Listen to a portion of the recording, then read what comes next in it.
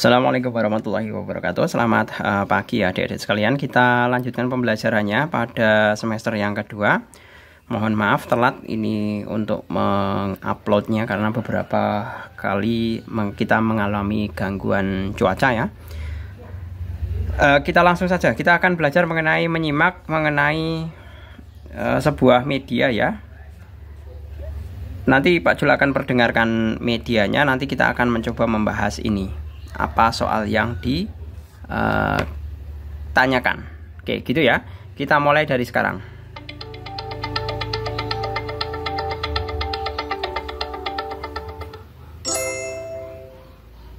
Menanamkan kedisiplinan saat menghadapi bencana syahrini.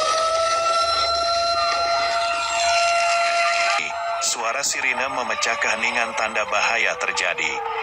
Ketika itu, para murid berhamburan keluar kelas dengan dikawal pada guru, sementara murid lainnya menuruni tangga sambil melindungi kepala. Setelah menuruni tangga, murid-murid lantas berkumpul di lapangan terbuka. Mengapa murid-murid tidak panik? Karena mereka terbiasa melatih diri menghadapi bencana. Simulasi gempa yang digelar salah satu sekolah di kota Tangerang, Banten itu rutin dilakukan 2 kali dalam setahun. Para siswa tersadar setelah mendengarkan bunyi sirine, apa yang harus dilakukan dan bagaimana melakukannya. Mereka langsung segera menuju ke tempat terbuka.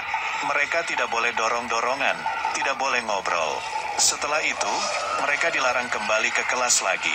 Itulah pihak sekolah menanamkan pada anak didik agar disiplin, waspada, dan paham apa yang harus dilakukan saat terjadi bencana.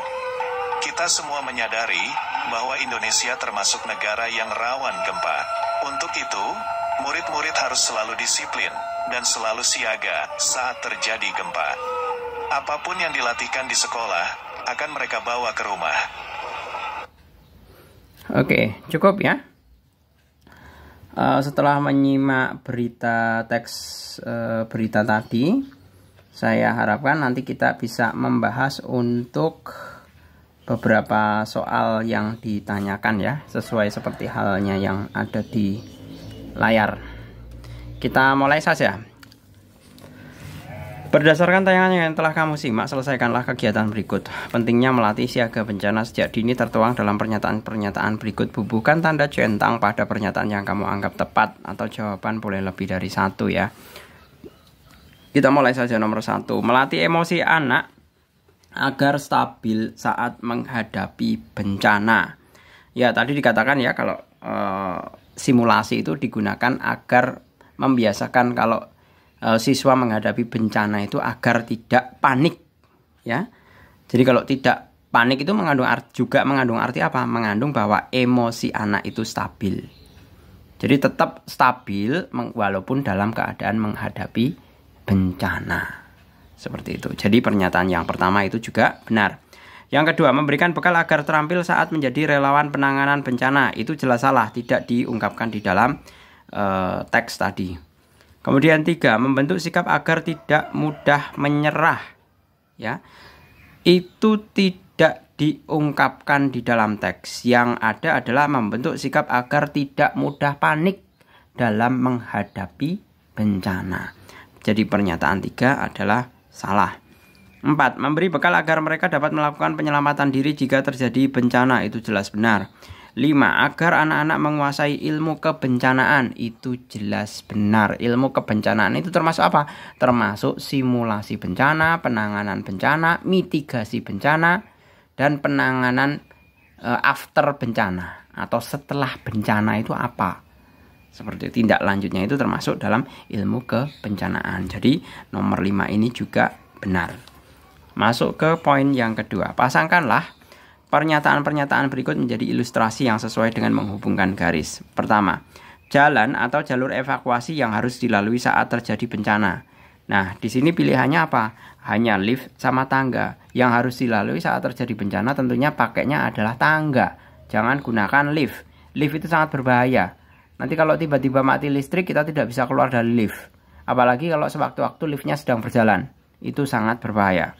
Jadi jalan atau jalur evakuasi yang harus dilalui saat terjadi bencana adalah anak tangga. Kemudian tempat berlindung darurat saat terjadi bencana gempa itu jelas di bawah meja, di kolong meja. Tentunya meja yang sangat kuat. Seperti itu. Kemudian peralatan yang harus tersedia, tas siaga ya. Tas siaga itu mestinya harus ada, biasanya isinya adalah P3K. Seperti itu. Kemudian contoh simulasi saat terjadi bencana, jelas ini orang lagi ngumpet di bawah kolong meja. Ini merupakan simulasi terjadinya bencana gempa bumi. Kemudian jalur yang harus dihindari saat terjadi bencana itu jelas lift ya. Lift, jangan gunakan lift kalau saat terjadi gempa bumi. Itu sangat berbahaya. Kemudian bubuhkanlah tanda centang pada kolom yang sesuai mengenai sikap yang perlu dilakukan saat terjadi bencana. Bersikap tenang, itu benar. Kemudian 2, langsung lari menuju lift untuk menyelamatkan diri, itu jelas salah. Dihindari lift itu malahan. Kemudian 3, mencari solusi, itu jelas benar. Menangis agar dapat ditolong orang lain, itu jelas salah. Menangis itu tidak menyelesaikan masalah, tapi malah menambah masalah. Atau bahkan malah nanti menambah emosi relawan yang akan membantu.